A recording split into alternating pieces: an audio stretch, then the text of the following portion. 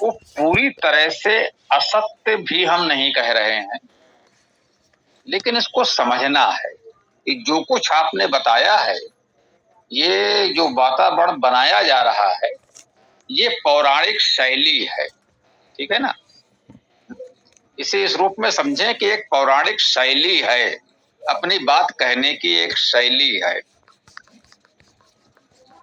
एक चमत्कार उत्पन्न करना, जिसे कहते हैं कि अधिक से अधिक लोगों को प्रभावित करना, दर्शक जुटाना, समर्थक जुटाना।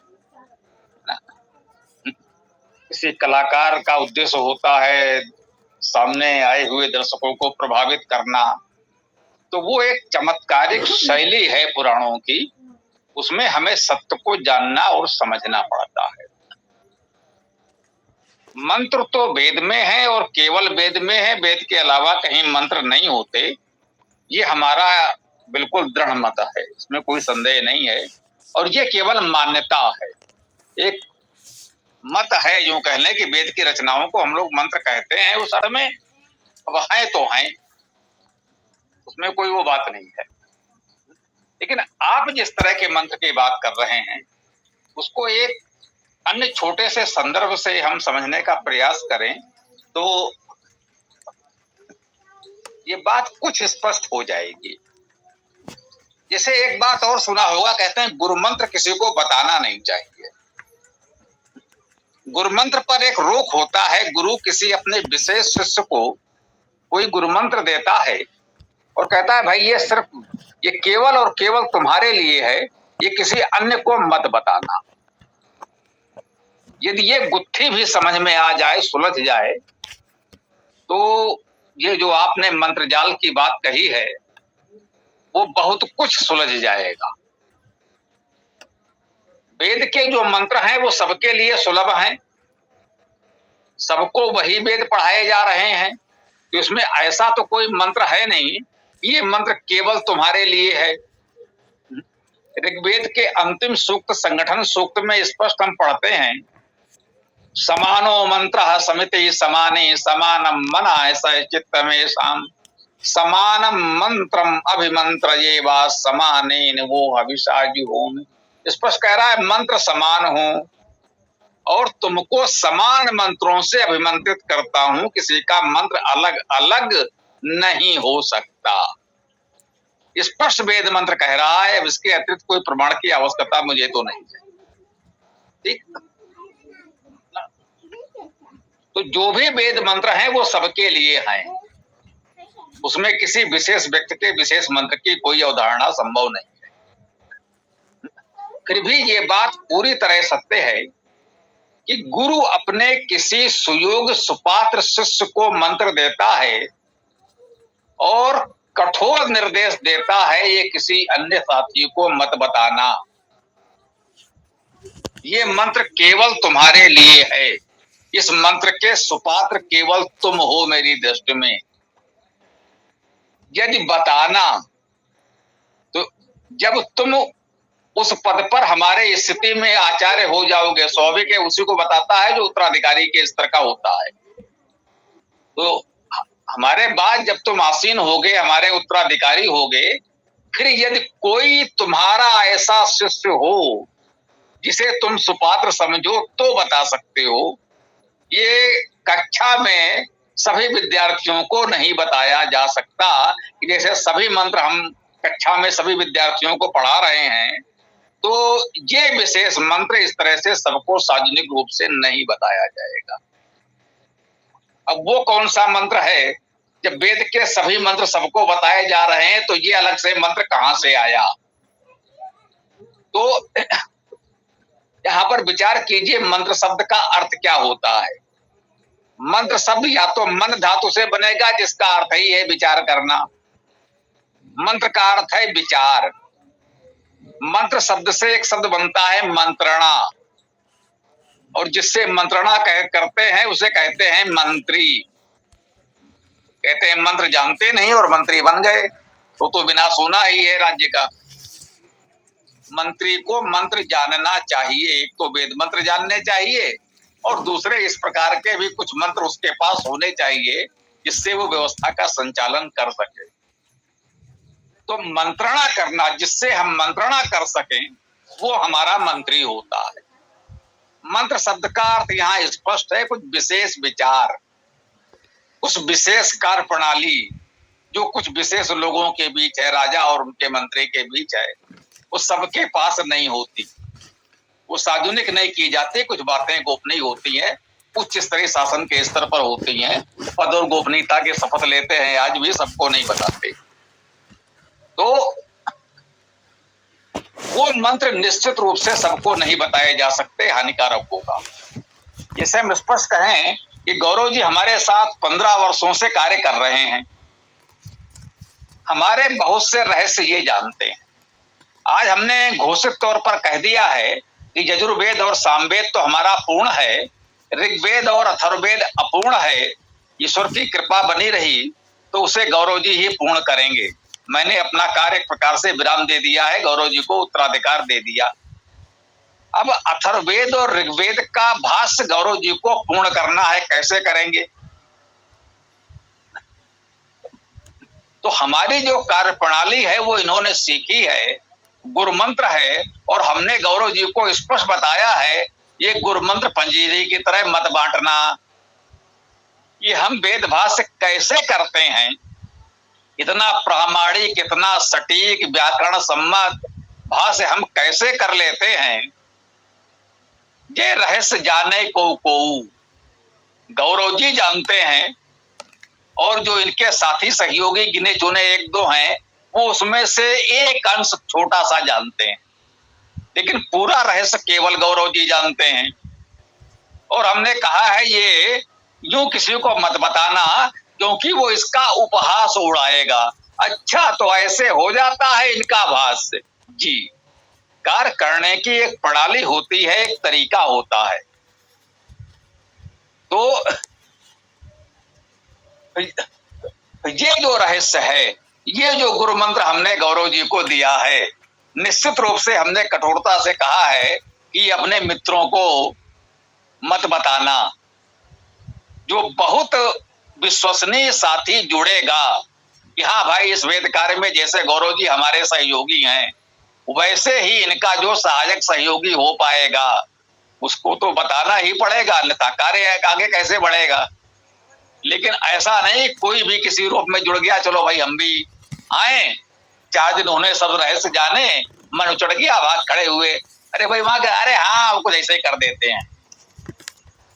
तो उस विद्या का सम्मान बना रहे, इसलिए ये रहस्य सबको नहीं बताया जाता, ये गुरु मंत्र होता है। इस बात को समझ लें तो बहुत कुछ स्पष्ट होगा। अब थोड़ा सा दूसरा पक्ष भी देखें। ब्रह्मास्त्र, पाशुपतास्त्र आदि आदि, वैष्णवास्त्र और जाने क्या क्या, वो तो फिर आग्नेयास्त्र शब्द भी होता है। आग्नेयास्त्र आज भी जो चलते हैं, हमने सुन रखा है, दोनों को जोड़ दिया है। जोड़ना चाहिए या नहीं वो एक अलग विषय है। तो ये स्पष्ट कहा है, ये विशेष अस्त्र जो हैं उनको चलाने की विद्या, उचित प्रशिक्षण होना चाहिए ना। तो वो कह रहा है भैया, जब तुम्हें चलाना नहीं आता है तो क्यों चला रहे हो? जब तुम्हें उसका प्रयोग करना सही तरीके से नहीं आता है, तुमने उसका उचित प्रशिक्षण नहीं लिया है, तो अनाड़ी की तरह उसको चलाओगे तो उसका उचित लाभ तो नहीं मिलेगा, हानि अवश्य होगी। आज वही तो कहा जा रहा है, यदि ये नाभिकी बम आतंकवादियों के हाथ लग गए तो हैं, हजारों हैं, बड़े बड़े देशों के पास हैं, उनके निर्वाचित सरकारों के नियंत्रण में है, विश्व सुरक्षित है। और यदि अराजक तत्वों के हाथ लग गए, उन्होंने उसकी विद्या सीख ली चलाना, तो पूरे विश्व का विनाश निश्चित है। तो इसलिए कहा जाता है ये बातें गोपनीय रखनी चाहिए, सबको नहीं बतानी चाहिए। स्पष्ट कहा जाता है कि नहीं भाई, इनको ये नहीं दिया जा सकता, ये अस्त्र इनको अनुमति नहीं दी जा सकती, इनके पास रह सकता है लेकिन इनके पास नहीं रह सकता, क्योंकि उसे उसका गंभीर भी होना चाहिए। तो अस्त्रों के बारे में जो मंत्र की बात की जा रही है, मेरे विचार से उन अस्त्रों के चलाने के प्रशिक्षण के संदर्भ में देखा जाए, यदि उचित प्रशिक्षण प्राप्त है तो उचित समय पर उचित तरीके से उसका उपयोग करेगा। जैसे अभी हम लोगों ने ऑपरेशन सिंदूर में देखा, किस तरह सटीक तरीके से जो हमारा लक्ष्य था, हमें आतंकवादी मारना था, हमने आतंकवादी मारा, किसी निर्दोष नागरिक को खरोच नहीं आई। ये है क्योंकि वो सैनिक उसके लिए पूरी तरह प्रशिक्षित हैं, वर्षों का प्रशिक्षण है उनके पास, तो उन्होंने पूरे अपने कुशलता से उसका संचालन किया।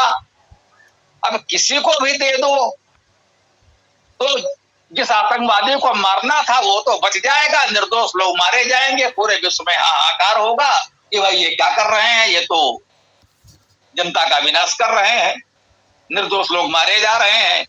तो ये जो मंत्र है, ये जो विचार है, ये जो प्रशिक्षण है, ये उचित लोगों को दिया जाता है, उनसे कहा जाता है भैया उचित अवसर आने पर ही प्रयोग करना। ब्रह्मास्त्र का प्रयोग यहां वहां नहीं किया जा सकता, विशेष अवसर पर ही करना। ये अस्त्र दिया गया है, जब प्राण संकट में पड़े तभी इसका प्रयोग करना। ऐसा नहीं है कि सामने आ गया और मुझे लगता है ये अच्छा, इसने मुझको तो इस समय ऐसा कहा था, चलो मैं अभी से मारता हूं ना। उसके साथ निर्देश है जब बिल्कुल प्राणों पर बनाए तो केवल प्राण रक्षा के लिए इसका उपयोग कर सकते हो, विनाशकारी अस्त्र है, ऐसे यहां वहां मत फेंक देना। तो उसको थोड़ा सा इस रूप में हम देखें तो कुछ समझ में आ सकता है।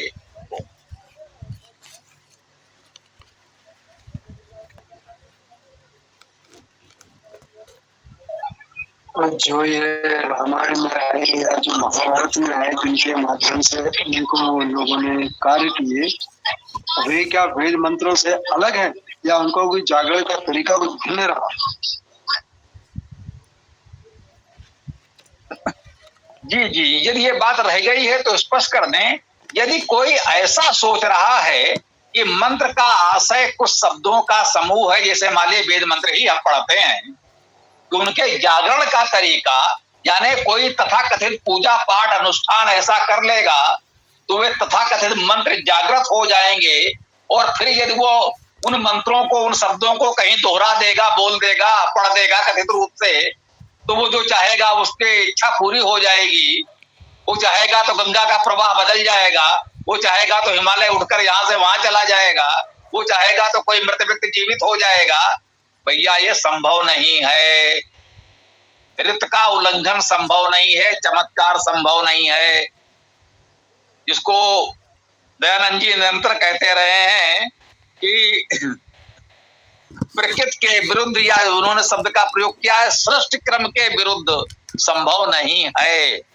वो न वेद मंत्रों से संभव है न किसी और मंत्र से संभव है। मैं स्पष्ट कर दूं, ऐसा कोई चमत्कार वेद मंत्र से भी संभव नहीं है कि कोई मंत्र किसी को कथित रूप से सिद्ध है, जैसा कुछ लोग इस समय कहने का प्रयास कर रहे हैं कि उनको तथाकथित गायत्री मंत्र सिद्ध है और वो जो चाहेंगे हो जाएगा।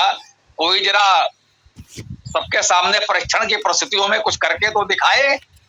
ये असंभव है। वेद मंत्र में आपको विचार मिलते हैं, जानकारी मिलती है, उस विद्या का, उस जानकारी का उपयोग करके आप बड़े बड़े कार्य कर सकते हैं, लेकिन केवल उन शब्दों को दोहरा देने से कुछ नहीं होने वाला। ये वेद मंत्र के लिए भी सत्य है और किसी और तथाकथित मंत्र के लिए भी उतना ही सत्य है। गुरुदेव प्रणाम। गुरुदेव, मेरे ख्याल से ऐसा आता है कि मंत्र माने सलाह, मंत्री माने सलाहकार। अब इसका उपयोग, दुरुपयोग, सदुपयोग जहां जहां जैसे हो वो अलग बात है। ये कनफुकवा गुरु जो लोग होते हैं, कान फूंकते हैं कि इसके मेरे अलावा किसी को बताया ही नहीं उन्होंने, ये मेरी समझ में नहीं आता है कि वो सब भ्रम पैदा करने वाली बात है। धन्यवाद गुरुदेव। हाँ, तो जो अपनी चर्चा चल रही थी कि इन मंत्रों से, ये बात तो ठीक है कि कोई भी सृष्टि नियम में, ऋतु नियम में बदलाव नहीं किया जा सकता, लेकिन किसी व्यक्ति को हानि लाभ तो किया जा सकता है। जैसे कभी होता मूठ मारना है, कभी किसी को क्या बोलते हैं, किसी और तरीके से पीड़ित करना है मंत्र शक्ति के द्वारा। या मैंने खुद एक बार देखा था, बात शायद होगी सन 71 की, एक कोई था सपेरा जैसा, और वहां का कोई एक दूसरा तांत्रिक था। उन दोनों के अंदर मंत्र युद्ध चला। तो कभी सपेरा मंत्र फूंकता था तो उस तांत्रिक को पटकता था, बिना हाथ लगाए, बिना कोई मारपीट किए। और उसी तरह से वो तांत्रिक जो सपेरे को मंत्र चढ़ाता था तो सपेरा यहाँ वहां दौड़ता था। कभी वो बिजली के खंभे पे चढ़ता था, कभी टेलीफोन के खंभे पे चढ़ता था, कभी वो गुलाटियां खाता था। इस तरह से दोनों में मंत्र शक्ति का द्वंद्व भी देखा, मैंने अपनी आंखों से देखा है। तो फिर ये कैसे संभव हो पा रहा है? बात यहाँ आ रही, क्योंकि वहां के बाद चलो ठीक है, काफी दूर चले गए अपन लोग ब्रह्मास्त्र और उसके ऊपर, लेकिन ये भी तो होता है। तो ये फिर कैसे हो रहा है? वे कौन से मंत्र?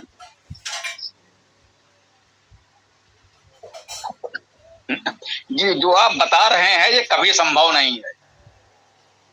100% गंभीरता से पूरे उत्तरदायित्व के साथ कह रहा हूं, ये कभी कहीं संभव नहीं है। जब आप बता रहे थे तो मुझे ध्यान आया, ये कुछ टीवी सीरियल में भी मैंने देखा है और उसके बाद इसका रहस्य भी खुला है। लोगों को प्रभावित करने के लिए कोई भूत, भूतनी, चुड़ैल कथित रूप से आ गए और जो आप बता रहे हैं ऐसे चमत्कार उन्होंने किए कि दूर से उसने ऐसे हाथ घुमाया तो ऐसे घूम गया, उससे 10 फीट दूर खड़ा हुआ व्यक्ति और उसको ऐसा होने लगा और उसको वैसा होने लगा। अरे भाई, पूरे के पूरे जितने लोग हैं सबके सब तो चमत्कार कह रहे भाई, ये तो बड़ा चमत्कार है, भागो यहां से। पता चला कि वो तथाकथित भूतनी और जिसके ऊपर प्रयोग किया जा रहा था सब एक ही गिरोह के सदस्य थे। तो वो उसकी सिद्ध कर रहे थे कि हाँ देखो भाई, इसने इतनी शक्तियां हैं, इसने हमारा ये हाल कर रखा है, तुम्हारा भी यही हाल होगा। जब पकड़े गए, बाद में जांच पड़ताल हुई तो पता चला वो सब मिले जुले थे एक दूसरे से। तो जो तथाकथित तांत्रिक 2-3 ठो आपस में ये कर रहे होंगे, वो सब मिले जुले थे, एक दूसरे की सिद्धियों का समाज में एक तरह से प्रतिष्ठा करना चाहते थे, जिससे भाई सबकी दुकानें चलती रहे कि हाँ देखो भाई, उसमें भी ये शक्ति है और उसमें भी ये शक्ति है और उसमें भी ये शक्ति है। भाई हमने ये स्थापित किया कि आप में शक्ति है, आपने मुझे पटक दिया और हमने आपको भी थोड़ा ढकेल दिया। तो दोनों देखने वालों के दृष्टि में ये तो आया कि भाई इन दोनों में अद्भुत मंत्र की शक्तियां हैं। तो ये इस तरह के कह सकते हैं कलाकारी इस तरह के लोग समाज में करते रहते हैं।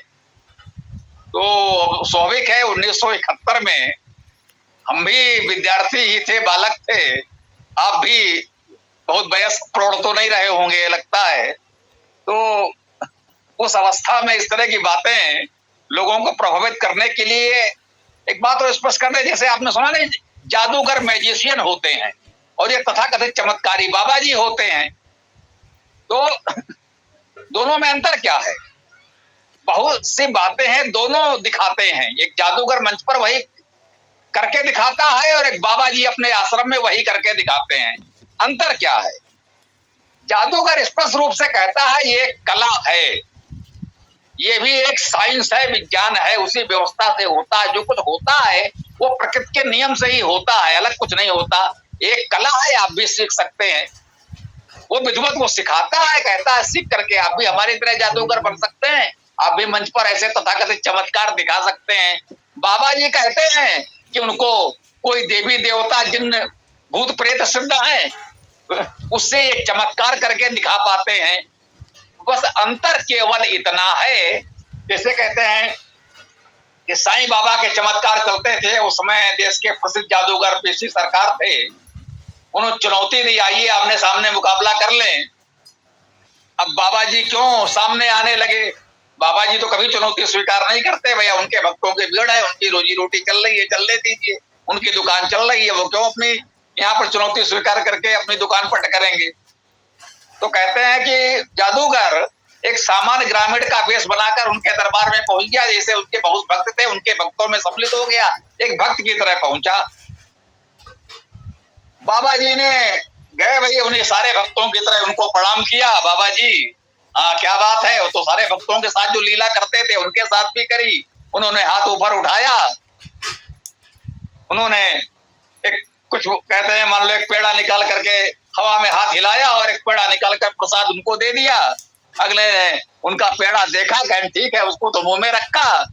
अगले ने फिर अपना हाथ ऊपर उठाया, समझ गया ना, उस तथाकथित भक्त ने, उसने भी वैसे उन्हीं के तरीके से हाथ ऊपर किया, हवा में हाथ हिलाया, एक लड्डू निकाल के दिया, बोले बाबा जी से आप खा लो, ये हमारी ओर से प्रसाद रहा। अब बाबा जी की तो स्थिति बिगड़ गई कि भाई ये क्या है, ये कौन हो? उसने कहा मुझे पीसी सरकार कहते हैं, जितना जादू तुम यहाँ दिखाते हो इससे ज्यादा मैं बच्चों को सिखाता हूँ। और हो सकता है आपने नाम सुना होगा, ओपी शर्मा, बहुत बड़े जादूगर हैं, बचपन से हमारे मोहल्ले पड़ोस के व्यक्ति हैं। चलते फिरते ऐसा बहुत जादू दिखाया करता था, और वही है कि भाई अपना कुछ बता भी दिया। तो स्पष्ट कहना था, ये बिल्कुल एक मित्रवत हम लोग मिलते थे, तो यही बताया कि भाई अब तो शायद उनके बच्चे कर रहे हैं, वो नहीं रहे, हमसे बहुत बड़े थे आयु में। तो कहते थे कि होता है सब आपके बिल्कुल विधिवत ज्ञान के नियमों के अनुसार ही। हमारे प्रस्तुतिकरण का तरीका ऐसा है कि आपके समझ में नहीं आता कि हमने ये कैसे किया, और वो आपको जादू चमत्कार जैसा लगता है। अब इस कला का दुरुपयोग बाबा जी लोग करते हैं, उसे वो चमत्कार बताते हैं, अपना एक विशेष देवी देवता सिद्ध होना, अपने आप को चमत्कारी बाबा सिद्ध करके लोगों को ठगते लूटते हैं। एक कलाकार, जादूगर एक कलाकार है, वो अपनी कला का प्रदर्शन करता है, और उससे वो अपने जो भी टिकट बेचता है किसी रूप में अपनी आय करता है, वो अपने आप में उचित तरीके से करता है। तो इसको इसी रूप में समझा जाना चाहिए मेरे विचार से।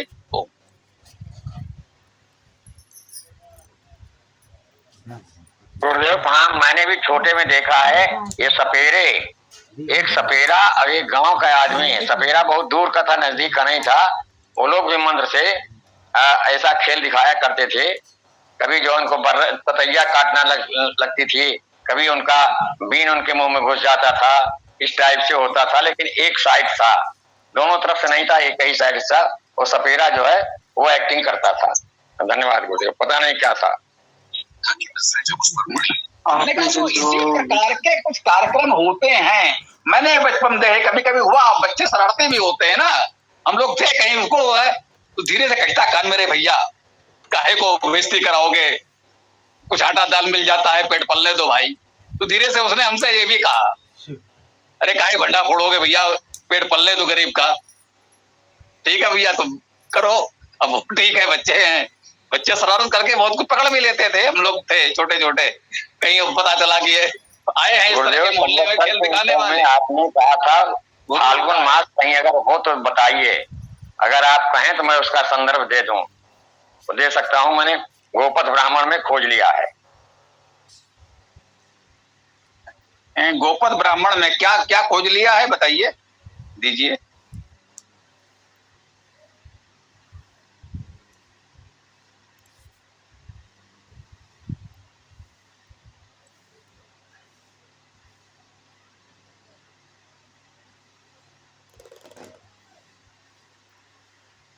जी पीसी सिंह जी बताएं, गोपथ ब्राह्मण से आपने क्या खोजा है, बता दीजिए।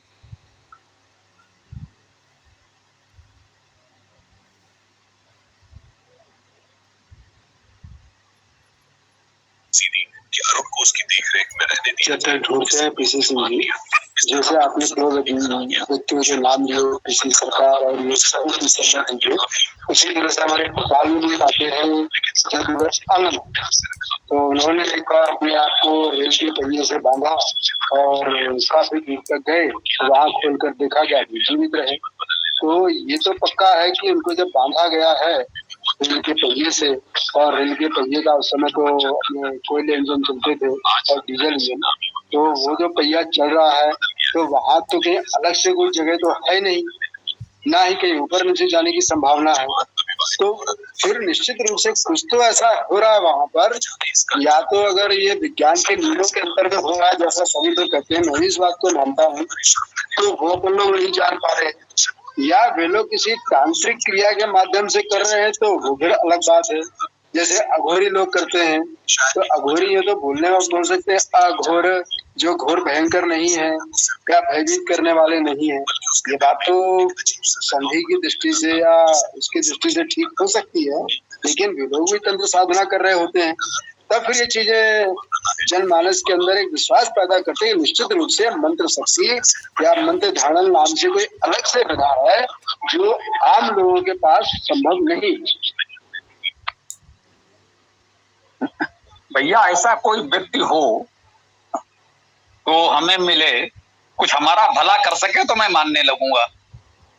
अब तक ऐसा कोई नहीं मिला कि जो ये कहे कि उसके पास कुछ ऐसी सिद्धियां हैं जिससे वो मेरा भला कर सकता है। मुझे ध्यान है संभवतः इसी गोष्ठी में कोई सज्जन मिले थे कि हाँ वो कुछ ज्योतिष तंत्र मंत्र से कुछ किसी का कर सकते हैं। हमने भैया कुछ भला मेरा कर दे, गौरव जी का एक वेद विद्यालय बनवा दे। किसी की नौकरी लग गई, किसी का व्यापार चलने लगा, किसी का क्या हुआ, उन्होंने कुछ बातें बताई, उन्होंने कहा भैया कुछ मेरा भला कर दे, अपने गौरव जी का एक वेद विद्यालय बनवा दे, हम आपकी बात मान लेंगे। तब से वो दोबारा लौट कर तो नहीं आए मुझे लगता है।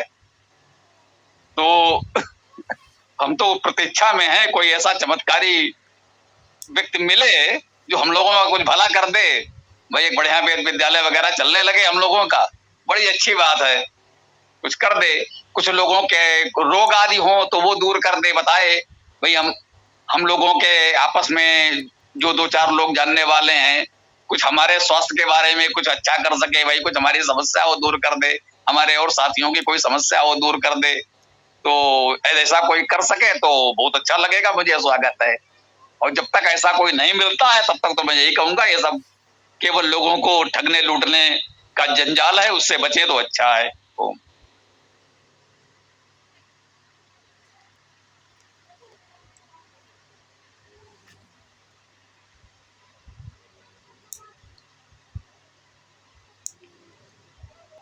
जी जसवीर जी, कुछ कहना है आपको तो बताएं।